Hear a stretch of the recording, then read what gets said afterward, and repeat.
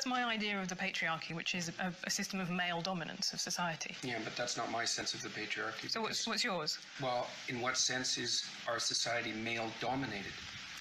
The fact that the vast majority of wealth is owned by men, the vast majority of capital is owned by men. Women do more unpaid labour. A very tiny proportion of men, and a huge proportion of people who are seriously disaffected are men. Most people in prison are men. Most people who are on the street are men. Most victims of violent crime are men. Most people who commit suicide are men. Most people who die in wars are men. People who do worse in school are men. It's like, where's the dominance here precisely?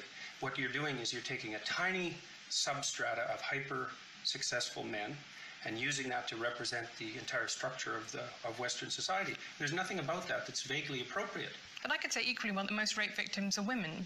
Terrible things happen to people of both sexes. And you could say that with perfect utility, but that doesn't provide any evidence for the existence of a male-dominated patriarchy. Well, it just means that terrible things happen to both genders, which they certainly do. Patriarchy thing, I think you have no idea how pernicious and dangerous it is. Well, no, I don't. I really don't. Throughout history have fundamentally cooperated to push back against the absolute catastrophe of existence, a terrible death rate, the probability of chronic starvation, early death, disease, the difficulty of raising children, with all the death that was associated with that.